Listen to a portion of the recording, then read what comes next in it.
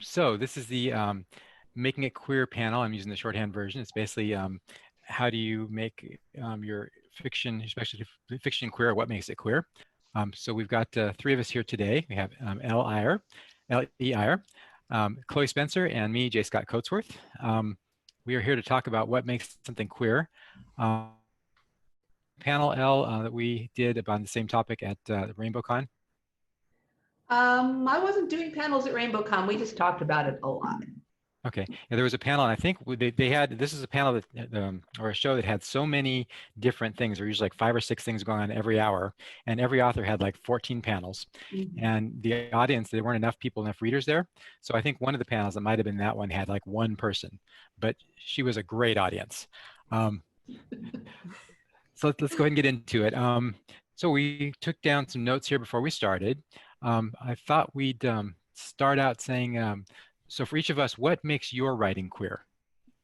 So Chloe, you want to start? Yeah, sure. So what makes my writing queer, at least from my own perspective, is that the inclusion of queer characters, but also queer characters being at the forefront of the story. While there are like queer side characters in my stories, usually like my characters, the protagonists are queer. And so some of that, some parts of the story will involve like a discussion of queer themes. So sometimes it's like coming to terms with one's sexuality or like coming out, but also learning what it means to navigate like a queer relationship. Like particularly from my kind of perspective as a bisexual woman, I try and focus on like how it's I guess the differences between navigating relationships with different genders and like how you go about that and like kind of the intimidating aspects of that. So I try and explore that within my own writing, and particularly with Duality, which just released. The protagonist is bisexual. So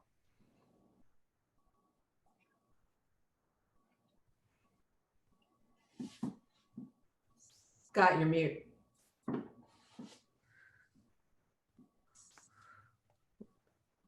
Scott, you're muted. either that or the microphone bugged out. He's showing as muted on my screen. So Yeah, he's showing as muted here. all right, well, I guess I'll go ahead and say what makes my fiction queer. So I identify as a bisexual female as well. I write bisexual and lesbian pairings. I write science fiction romance novels for Dream Spinner Publications. And the main characters are always queer, and some of the supporting cast are also often but not always queer as well. So that's me. And I hope Scott got his mic back on. Oh no. Oh, okay, there we go. Oh, Yeah, I muted myself temporarily so ambient noise wouldn't bring it back to me, and then it would not let me unmute. It said the host had muted me. So yeah, Alice just fixed that for me. So I'm not going to remute myself. Thank you.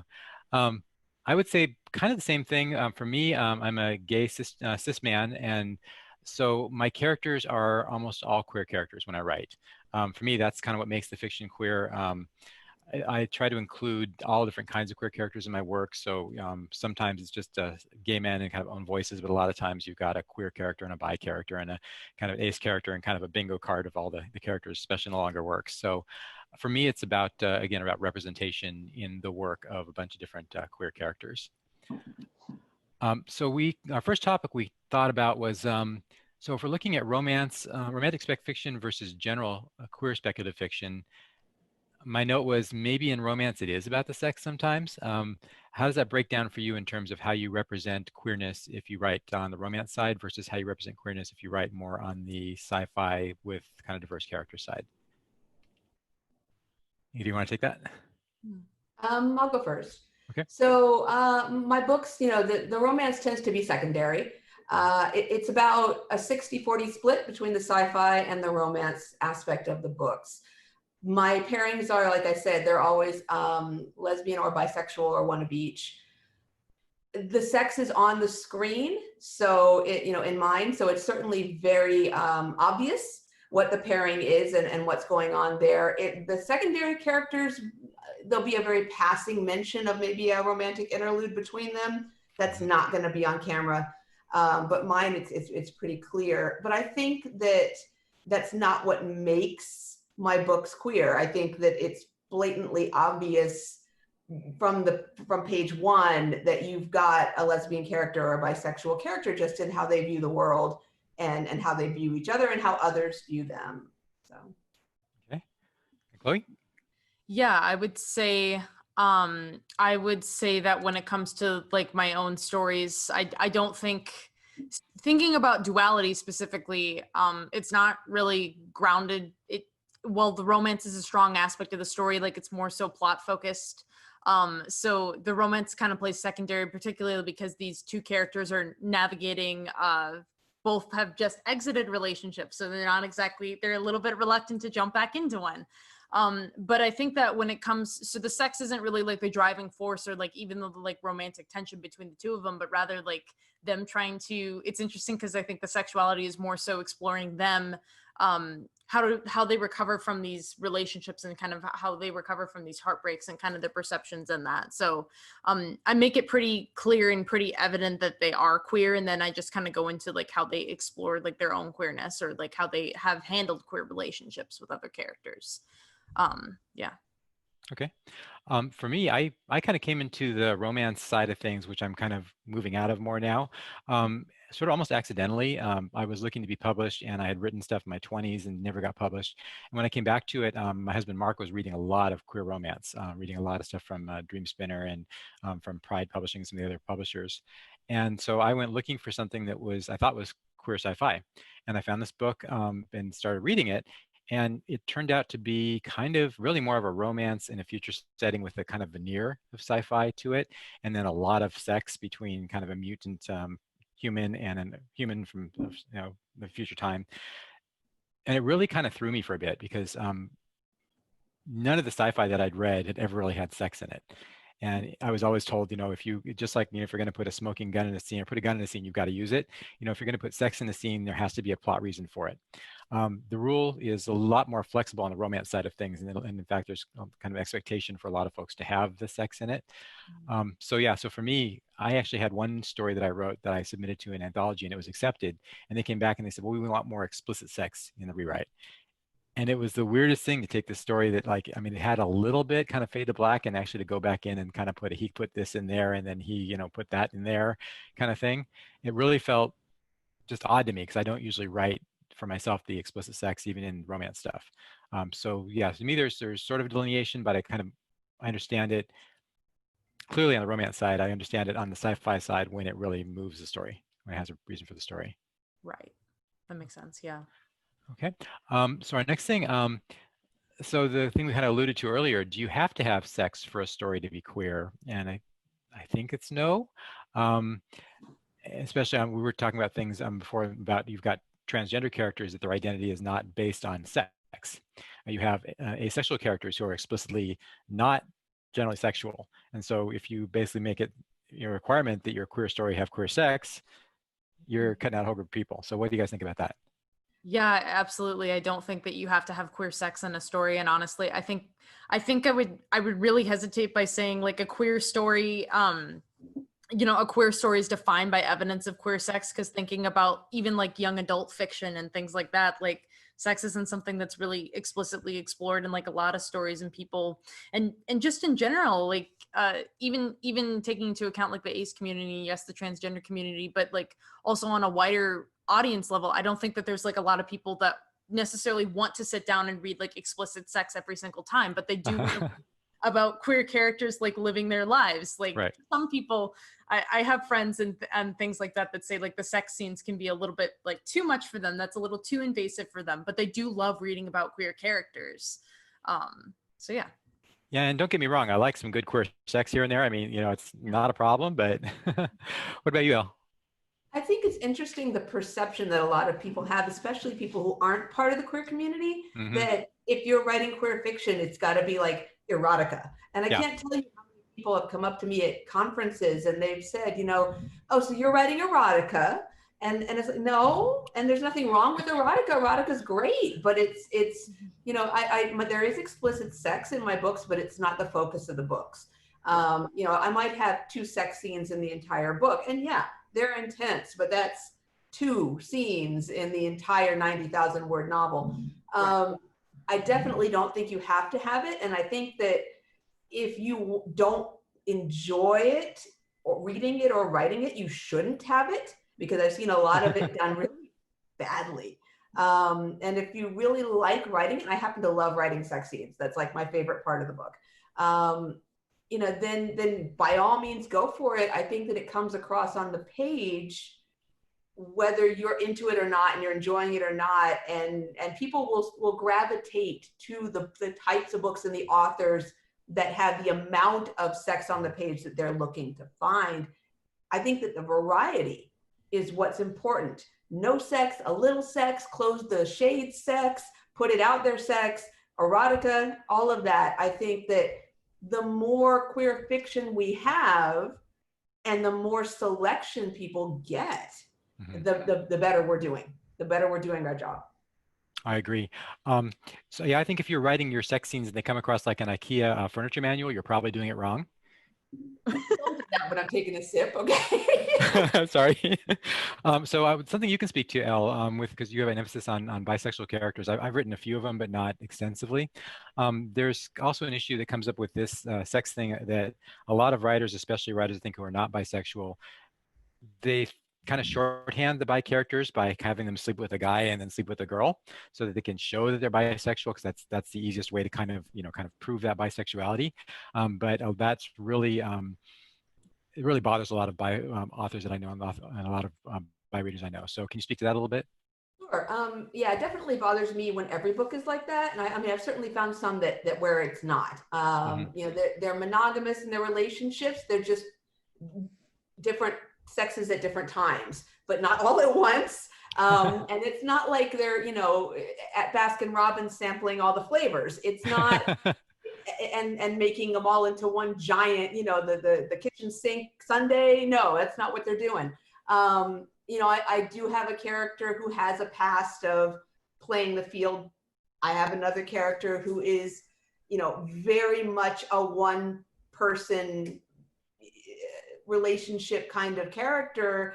She did have a guy as that person for a long time. She has a girl as that person now, but she's very, very much into that one individual person. So again, I think it's about variety. I think that having, you know, because that's what people are. You know, some people, straight, gay, or whatever, are promiscuous and some are not. And so some books should reflect that and some books should reflect the other. And I think that if we make it all promiscuity for all bisexuals, we are doing a disservice to the variety that we should provide. It's interesting. I had a friend who had been reading an author who really liked, who wrote gay romance. Or it was gay romance, or so much that there was a gay character in each book. But the gay character in every book that this author was writing was killed off. And this friend of mine wrote to the author and pointed this out, and the author had never really thought about it. It just was something that kind of came up in the writing, and that's just the way it worked out. So I like your point about being aware of kind of all the characters you're writing. And yeah, sometimes your gay character is going to be a bad guy. Sometimes he's going to be a good guy. Sometimes the bi character will sleep around. Sometimes they're in a monogamous relationship. Looking at it more as a totality of what you're writing, instead of, you know, just kind of doing it one way for a certain character and kind of shorthanding them all the time. It's a big world. I mean, there's a lot of people in this world, and your writing should, to the best of your ability, I think, reflect the variety in the world. Yeah, I agree. There's another little thing I just wrote in here. I was thinking about just before this started. At Queer Sci-Fi, we do the little plug here, the flash fiction books. And one of the problems that we see in those, and it's especially true with first-person stories, is a kind of shorthanding of who the character is. In first person, you don't have any pronouns applied to the person who is doing the speaking.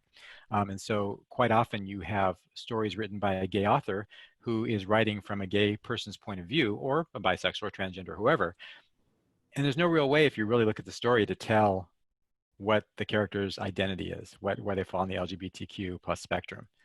So I think it's something else to just kind of keep in mind when you're writing characters, especially when you're writing in first person, not to shorthand too much. You know, sure, if you're doing a longer work, if you're doing a novel, you have a lot more time to kind of get stuff out there. But in a short story, you have to really be concise about sharing who your character is and get information across so it does read as a queer story.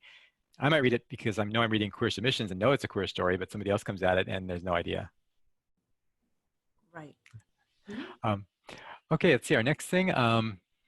So we were looking at main characters versus supporting characters. So I'm assuming most of what we're talking about here is talking about your main protagonists. Your main protagonists are queer, and therefore the story is queer. But what if you have a story that you are writing or you're reading where your protagonists, your main characters are not queer, but you have side characters, the gay best friend or, the grocery store guy or whatever that are queer? In your opinion, is that enough or can it be enough to make a story queer? And if so, in what circumstances? I think it's really dependent upon the context of the story. Thinking about the story, well, no, I was gonna say Caleb Roehrig. Sorry if I'm butchering his last name, but he wrote a book called Death Prefers Blondes, but I'm pretty sure that character is bisexual, so never mind. But I think I think it really depends on the context. I think that if you're writing about, for example, like a straight girl and her gay best friend, and the gay best friend is just constantly supporting her with her problems, I think that that's a little bit that's On the not really cusp. queer fiction. Yeah. Yeah, and it really is kind of just like you playing into that whole trope. But I think that you could write something maybe like a more of a fly on the wall perspective, where the focus is actually like on the queer supporting characters, and the straight characters' kind of goal is to learn and help them navigate like the feelings that they're going through. I think that that could be like a valid example of queer fiction, but it really kind of, again, it depends on the context. Okay. Yeah. Yeah, I think you've got a good point there. I think there might be also some worlds that you could build where you actually have kind of a queer world where you have straight characters in it that could still qualify. So if you have a world where almost everybody in the world is gay and then your protagonist is a straight couple, you could kind of say that's still queer fiction because you're still dealing with kind of the overall conception of a queer world, Right. even their protagonists are gay. So there's some areas there. What do you think, Elle? It's about impact. I mean, I think if it's primarily about a straight protagonist or a straight pairing, and the gay couple doesn't really have any impact on that storyline, then I don't think it really counts as queer fiction. I think that if it's maybe an ensemble piece where you've got a primary storyline, but you've also got a B plot and a C plot that are almost as important as the main line, then yes, it would. I worry about, people trying to check boxes. Okay, I've got my diversity. I've got it covered. There it is, right there. See, it's right there. It's on page 72 and 97 and 144. And that counts. And I think also that if we blurb something as queer fiction or advertise something as queer fiction, we are making a contract or a pact with the reader as well, that we are including a certain amount of queer characters and who are going to do important things. And so, or as Scott said, a world building experience that's going to immerse you in that. So, I think that it's a disservice to say, yes, this is queer fiction when the queer characters aren't doing anything. Right. Yeah, you hit a good point there with reader expectations. It's similar to like, you pick up a book and it looks like a sci-fi cover and you open it and you read it and it's a romance, or you're reading something else that really doesn't have the thing you thought you were getting with that book. So, see, next thing, if you want to include information about your character's sexuality or their gender, their identity, their queer identity, I've seen writers be really ham-handed about this, and again, it varies quite a bit between your romance expectations and your more spec fic side expectations. How do you personally, as an author, kind of convey the details of a queer character, especially if, let's say, you're not using sex or using really a romance framework to convey that? How do you feed that to the reader? Is that something you typically kind of put out right in the first part of the book? Is this something you kind of put in bit by bit, or have you had stories where you kind of explore different parts of the character's queer identity over the course of the manuscript or a series? Yeah, I would say that it's something that I try and make an explicit statement, but not like right out of the gate, not like, hi, I'm so-and-so and I'm bisexual. Like I try not to do that, but I'll hint at that as I go along and then further expand upon sorry. And then further expand upon that. So they talk more about like their past relationships with other characters is a really good way that I kind of get into that. Like, do they have any baggage that they carry along with them? In duality, like my one character, Kat, the protagonist, she's had some pretty bad experiences with when dating women in the past, and that's kind of like makes her a little bit hesitant to get into a relationship with a woman in the future. So that's something that like I kind of have tried to write into the script, but also just the way that she perceives other people and perceives other situations. I think like about how she goes about things and how she kind of differentiates herself from like other people. I think is also another sort of valid way to think about that. Like there's things that I think like bisexual people do, that lesbian people do, that gay people do, that they take into account when they go about like their everyday lives, that maybe like a straight person wouldn't, or like a cisgender person wouldn't. So just trying to incorporate those subtle details along the way. But I think it's also helpful to just have an explicit statement in there somewhere, but you absolutely need to expand upon that. You can't, yeah. That's one of the things that came up at the RainbowCon panel, was the idea of like, as a gay man, I would notice another guy's ass, and a straight guy wouldn't. You know, and so these little cues that you can kind of throw in that don't have to be necessarily saying, hey, this is the gay guy right here, you know, but you can kind of throw stuff in throughout the story that really kind of builds on your character. What do you think, Elle? How do you approach in your work? Do you kind of build on things over time? So mine is all pretty much first person, so that makes it, I think, a little easier because you're catching the character's thoughts from the get-go. So you pretty much notice what she notices very quickly, and you notice that she notices, you know, physical aspects of other women more than she pays attention to physical aspects of other guys. Or let's say she appreciates them in a different way, or she describes them in a different way. Then yeah, he's got a nice build, but the way she smiles gives her this warm feeling inside, and she's not quite sure why that's happening. You know, you pick up very quickly that she's got an attraction in chapter 1. She doesn't acknowledge it yet, and the other character has no idea, but you know, because you hear what she's thinking and you can see it through her eyes. So I think that, you know, maybe it's cheating a little bit, but it's easier sometimes when you can hear that character's thoughts, you know, immediately, I think. Yeah. Now, that goes back to that first person question we had earlier.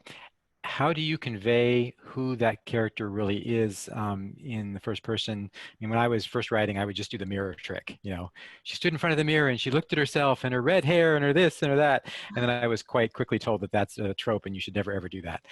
How do you convey that, really get the character details across beyond what you can tell in the character's thoughts?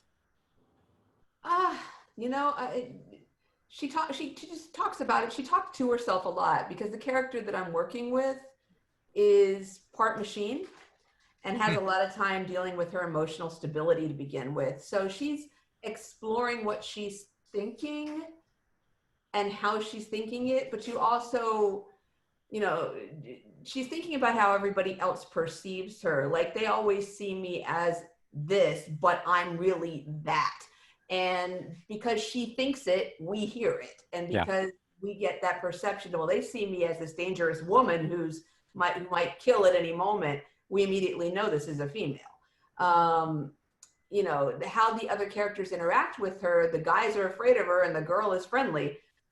You know, we get the impression that the other girl might like her a little bit. But, you know, I don't know. I mean, I guess it just comes across. I try to build in gestures and clothing hints and hair length hints. And again, it could be a guy with long hair, but you know, I have to go into battle now. I'm going to put my hair back in a tight bun so that nobody grabs onto me. Gives you a hint. Yeah. Okay. Yeah, I do kind of the same. I am one of those writers that I really challenge myself to be writing a diverse set of characters.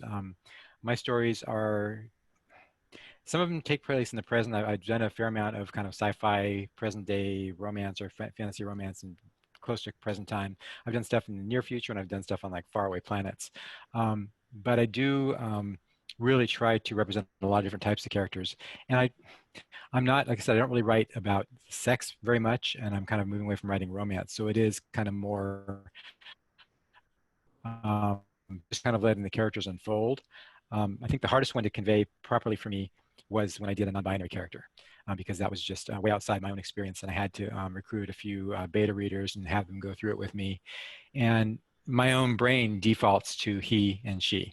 And so I kept, in my mind somehow, this character, even though they were non-binary, I kept thinking of this character in a feminine sense. So I kept putting she in all these places. And it took, I think, 4 or 5 drafts to weed out the last incorrect pronoun out of that damn thing. But in the end, I think it came out really cool. So that kind of brings me to my next piece, and I've kind of reworded this a bit when we talked about it earlier. How do you write authentic queer characters if you are not that identity? What are the tools that you utilize to make sure you are getting the details right of those queer characters? And I want to encourage folks, in a couple minutes, we'll start taking questions from the audience. So if you have any questions for us, please put them in the Q&A section.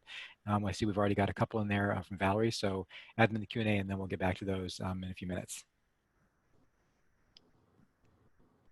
Yeah, I think when it comes to writing something that's not your own identity, like I've written stories about gay men in the past, or well, about like lesbian women. With lesbian women, it's a little bit easier because as a bi woman, I feel like I can kind of put myself in that mindset a little bit easier. But when it's a man, it's completely different. So I do tend to rely on like you know, friends. I have a really good friend who has been helping me, particularly with one like realistic fiction story that I've been writing lately, which is about a Mexican bisexual man who is who's going to college in the 1990s. So my friend, he's Latinx, he's Colombian. I've been really fortunate to have him as a really good friend who's kind of helped inform me on some of these experiences and kind of about the intersections of these identities, like how his male identity kind of is impacted by like machismo culture, or like maybe like the conservative sort of principles of Catholicism because he's raised in a Catholic family. How that kind of impacts his relationships with other characters, but also how he wants to go about addressing his own queerness. So that has been real life experience, and just getting help from friends has particularly really helped me in my writing and has been a valuable tool. Okay. I'm pretty, I'm pretty surrounded by queer people. My spouse is non-binary. My agent is bisexual. My 3 editors through my publisher, one is trans, one is, I believe, bisexual, and I think the other one's a gay male. So I get a lot of reads on everything that I put out before I would ever dare actually put it in front of a public audience. And so, I know that I'm getting eyes on everything. My first publisher was run by a lesbian couple. So, I mean, again, they were looking at everything that was coming through their publishing house and checking it and double checking it. And in my case, triple checking it, just, because that's what my publisher does. I've got 3 editors. So, I'm pretty comfortable writing the bisexual and the lesbian because I'm bisexual myself. My gay couple that is the secondary pairing in the series, I made sure I had a lot of eyes on it. And there are things that I'm not going to try to tackle because I don't have that experience, and I'm not going to get it wrong. I want the representation to be there, but I know my limits, and I know that I would rather not attempt something that I don't think I can do justice to or make authentic. I don't want to hurt anyone's feelings, and that I'm not gonna try something way out of my realm. That's just, I'm not gonna try it. That intersectionality point that Chloe made, I think, is very important. There was a panel at NebulaCon. I think this was the one it was actually an intersectional panel talking about writing different identities. And I really liked one of the points they made, which was if you are not of that identity, then think twice before writing a story about the identity. Instead, write a story with the identity, with the idea that you're basically being inclusive in your work, you're including all different kinds of people, but like I'm not a transgender man, so I'm not writing the story of how difficult it is to be a transgender man. Instead, I'm writing a science fiction story that has a transgender character who happens to be in the story.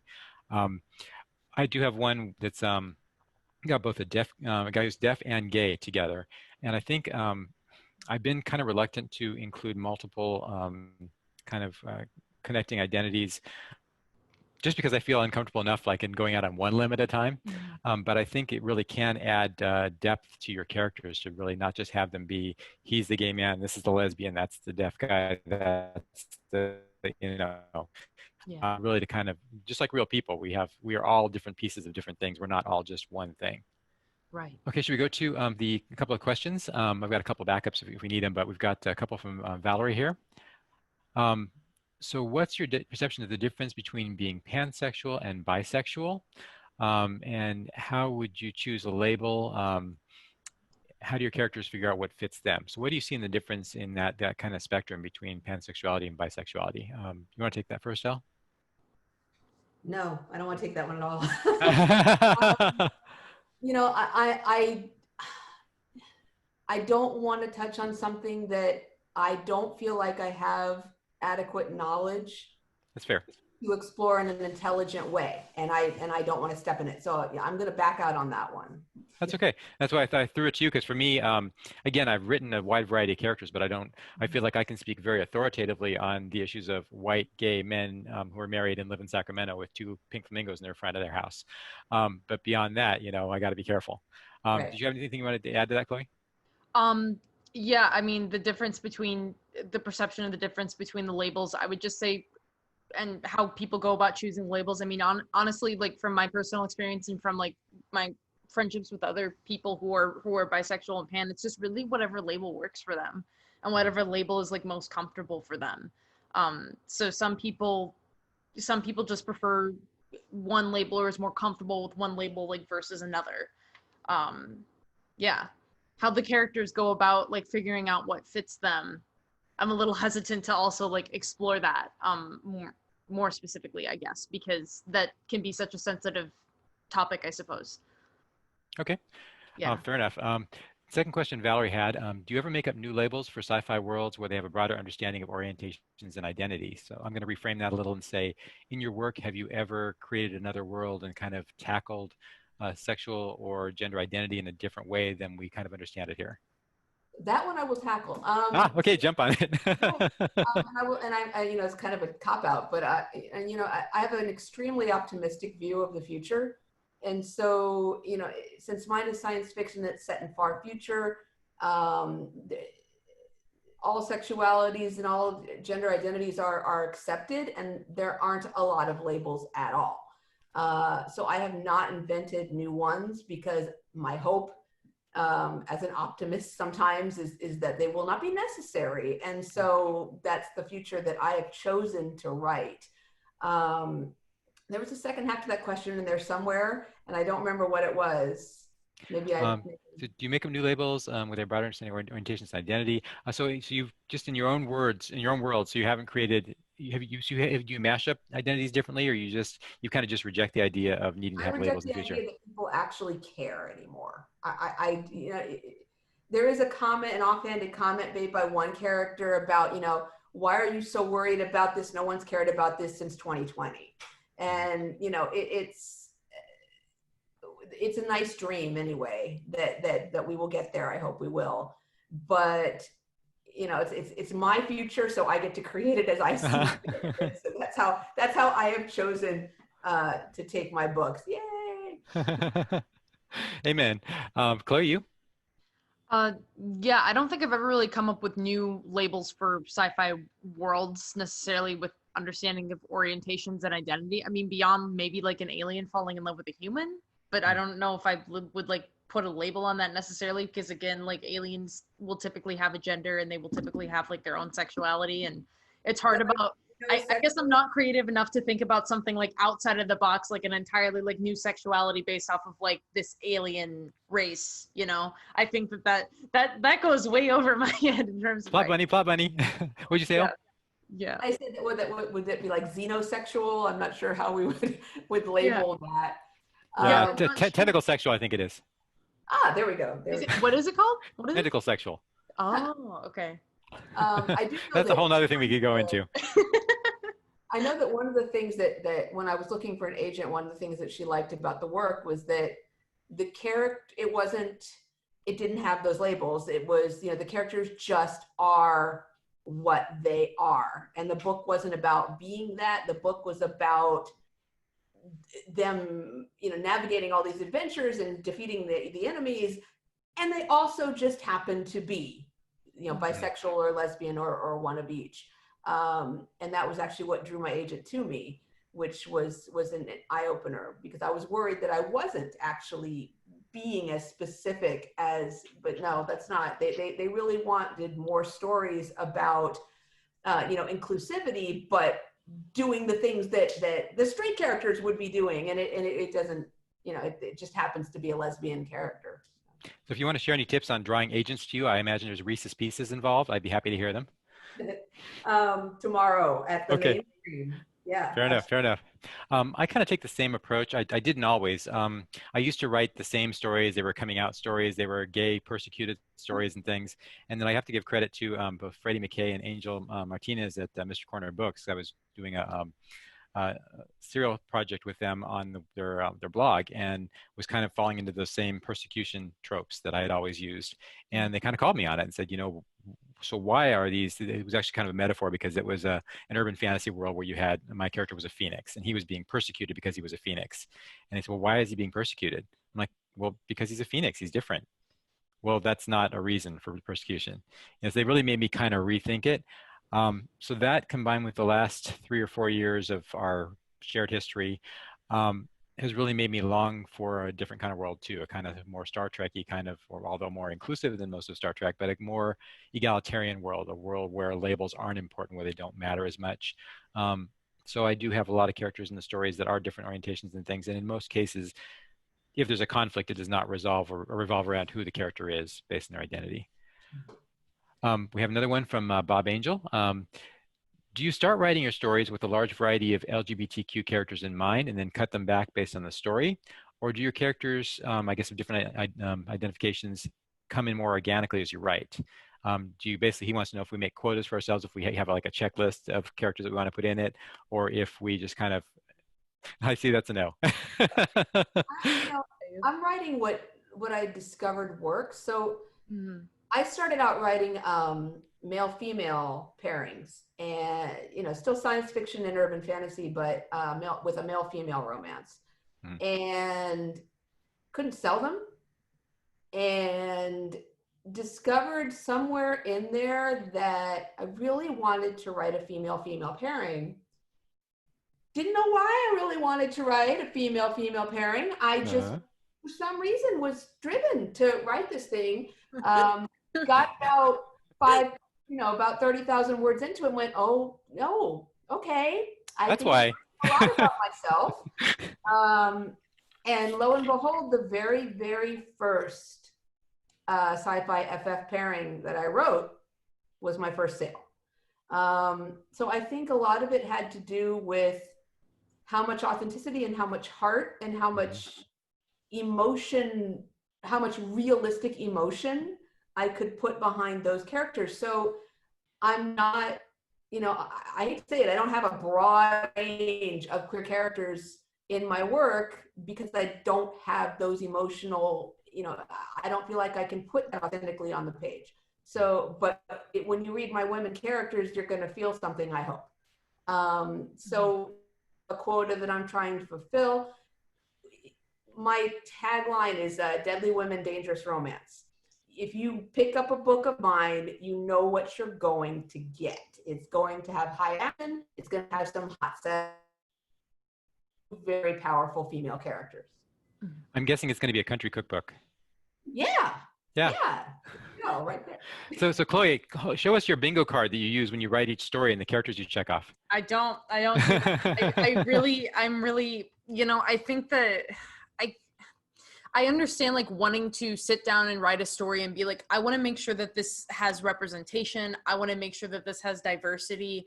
I want to make sure that I'm inclusive to all different kinds of identities, but sitting down and making quotas for yourself, I feel like is a really bad way to go about it, because then it goes to Elle's point where it's like, you're just checking off little boxes and you're not really investing like effort into it. If you're like, I need 2 gay characters, I need 1 trans woman, I need 1 like non-binary character. I really hesitate against that. I feel like you just need to sit down and explore your characters more and write about their experiences. Kind of what I do I like to sit down and I kind of like to write through experiences with my characters to just try and navigate their identity. And then I come to the understanding that this character is, oh, these characters, this isn't necessarily in regards to like novel writing, but in a video game that I was actually making. There were these two guys who were very, very close friends since childhood, and I just was writing them, and I was writing more about them, and then I was writing even more about them, and I was like, oh, they're queer, they're bisexual males, and they're in a relationship, and it came out very like organically. And when I sat down to write this story, I just wanted to like write about like a couple of like dudes who were just like best friends. They're like dorks. But then I realized that their relationship was actually deeper than that. And so it came out organically. And I really feel like that's the best way to kind of go about doing it, because when you read a book and it feels like there's quotas being met, it feels like it's pandering, and you can tell. There's one YA book that I read recently, which I won't mention like what the name of the book was or who the author was, but it felt like there was just like, it very much came across like one every kind of different character. Benetton, yeah. Yeah, and I was just like, these characters don't even seem fully fleshed out. Like, I can tell that you're just throwing them in to try and be inclusive, and like you're not tricking me here. So, you know, it kind of leaves a bad feeling with me if I'm reading something and I feel like they're just doing it for yeah. I want to second what Chloe said too, and they kind of develop. You know, my spouse, you know, accuses me of being something of a woo-woo writer because I'm a pantser and I don't plan that much, and you know, stories will come to me in dreams and that kind of thing. But you know, the gay couple that I do have in the series, you know, my characters generally will tell me, and I know that's weird, but the more I write them and the more I think about them and the more I dream about them, over time, like by the end of the second book, these two characters are like, we're attracted to each other, and you should put that in there. You know, because I didn't plan them that way, but yeah. that was how their pairing grew over the course of the series. And by book 3, it's very clear that they are a couple. You know, and again, I don't have the experience or the knowledge. I'm not going to go into a whole lot of detail, but they were absolutely positively telling me on the page that that's the way it needed to be. So yeah, I mean, it has to come organically. You can't just say, I'm going to make that. It doesn't, I don't think it works as well. So I'm going to swim upstream a little bit here. I do like to, I don't have a checklist, I don't have a bingo card, but as I said earlier, I do like to be very inclusive of characters. So for each book, I do kind of think about who the characters are going to be, and there's times when I'll say I do really want to write, you know, transgender characters. I haven't done one before, or I want to try doing someone, again, like a deaf character. I think what I try not to do is like you said, to not have one of each, you know, so the gay guy who's friends with the lesbian, who's friends with the bisexual character, who's friends with the intersex character, who's friends with the ace character, you know, and look, I've got all the pretty colors. It really, I think in either case, I think it really is about being true to who those characters are and really writing them deeply, figuring out, you know, also if you, again, going back to if you're not that identity, finding someone that can really look at it for you and make sure you're not sticking your foot in it in many places. And I have not had anything serious going to print where people have called me on it later, but I've had some things in beta read that came out and said, you know, you really probably shouldn't say that about this transgender character. I'm like, you mean I shouldn't magically make them make them the gender that they are physically, you know, from the inside to physically? You know, like, okay, I won't do that. Yeah, so I have one more question here that we had come up with. It was actually one of yours, Elle, and then one more beyond that if we need it. So if an author who is queer writes a story, but the story doesn't contain queer characters, can that be queer fiction? Yeah, I think it depends again on where, you know, I think it is because the perspective and the emotion and how those characters are queer or not, I think that some of the author's viewpoint is going to come through on the page. I think that also, you know, like my spouse writes for a lot of the magazines. He writes short fiction as well, but he's published a lot of short fiction. And they'll do a special issue that'll, you know, all queer fiction. Queer is just right fiction, yeah. Right. Uh-oh. Okay, well, hopefully we'll get her back there. So Chloe, how about you? Yeah, I feel like this kind of relates back to the question kind of with the main characters versus supporting characters. I think it kind of is dependent upon like the content, and certainly like you can pick up, like as I was saying, like on a queer perspective from like the queer author. Like I feel like there was one of my favorite authors. He wrote I think it was Benjamin Aliere Sainz, and I'm so sorry if I'm butchering that name, but he wrote Aristotle and Dante Discovered the Secrets of the Universe, which was like my favorite book as a kid.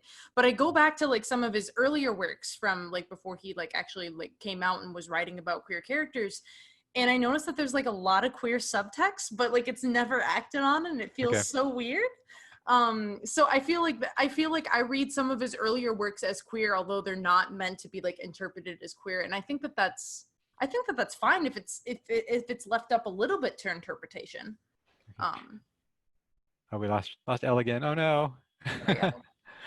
Elle, if you're back, Elle, and we get you off mute there, you can go ahead and finish your point. Yeah, sorry about that. We're staying at a vacation resort, and the internet was great up until 5 minutes ago. So yeah, There's of Zoom. That a lot of times they will, like some of the short fiction sources will determine fiction to be queer fiction, whether it contains a queer character or not, if it's written by a queer author. But I think also, and I'm sorry if we already talked about this while I was floundering in the internet universe, that I think it also comes back to reader expectation. And, you know, if it does not contain any queer characters doing important things, then I think that the reader might be disappointed, even if it's written by a queer author of note, because it was labeled or billed as queer fiction, and that's not what they were specifically looking to find. So. Yeah, Chloe kind of made a similar point there. So we're about to wrap it up. We've got about 2.5 minutes left. Why don't we say what each of us is working on now? Get that out there for the audience, and then we'll close it up. So Chloe, you want to go? I should go first before I lose my internet again. Oh yeah. Why don't we go? You go ahead, Elle. All right. Jump in. So right now I have 3 books out. I have Vicious Circle, which is a standalone. I have Threadbare and Patchwork, which are the first 2 books of the Stormfronts trilogy. And I am currently working on Woven, which is the final book in the Stormfronts trilogy and releases in October. And we are actually, I've been selected to go for a mass market paperback printing of Threadbare next spring. So I am exceedingly excited that it apparently will find its way into actual brick and mortar stores starting next spring. Woohoo! That's so exciting. That's awesome. Chloe? Yeah, so I've got a couple of novellas out. I published through JMS Books. So I've got Stations of Life, which is a sci-fi story, and then I have 3 AM. Oh, I'm sorry? That was great. Oh, thank you. Thank you so much. Yeah, I've got Stations of Life, and then I have 3 AM, which is a more contemporary, not sci-fi story. And Duality just recently came out, so I'm very excited about that. So Congrats. Duality has a bisexual lesbian pairing. It's about parallel dimensions. It's very weird. I kind of love it, and I'll be working on the sequel really shortly here. And then I also have comics that I write. So if you go onto Tapas and then you search Cross-X Comics, you can find some of my other work there, and it's also super, super queer. So yeah. Very cool. And so for me, I am in the process of trying to get an agent or self-publish. I've been doing some self-publishing on my own for a while. I just got my rights back to a bunch of my books. So Stark Divide, which I held up earlier, I think this one is now that'll be coming out re-released with new covers on the June 10th, July 10th, and August 10th. And then I'll be re-releasing the Oberon series of new covers the following 3 months after that.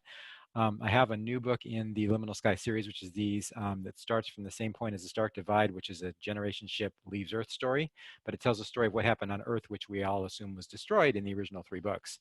So that is out with agents now, but either will be published by a huge publishing house and I'll become rich and famous, or I will self-publish it sometime next year.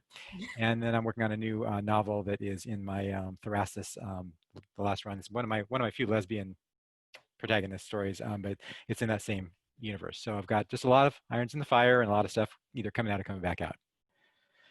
Cool. All right, so that is it. We've done it. We've got 5 seconds left to spare. That's awesome, guys. So as always, you can go over to the rainbowspacemagic.org site. I think we've all put our books in there in the bookstore. So the bookstore has links to the books. If you've liked any of the books you heard about here today, you can get them there and support us, since we can't bring them to a physical con and sell them to you. Thank you for coming by for the chat. And let's see, I'll be tomorrow with Elle on the panel about going mainstream. And Chloe, is this it for you? Or do you have a reading or something else Nope, I coming have up? a reading tomorrow night. I believe it's 7, if I recall correctly. Yeah. And I have a reading at Eastern 2 or o'clock Pacific? tomorrow. Okay. Eastern, 7 p.m. Eastern. Yeah. Okay, now? 2 o'clock Eastern, I have a reading as well. Okay, great. Ellis, kick us out of here. Thank you very much.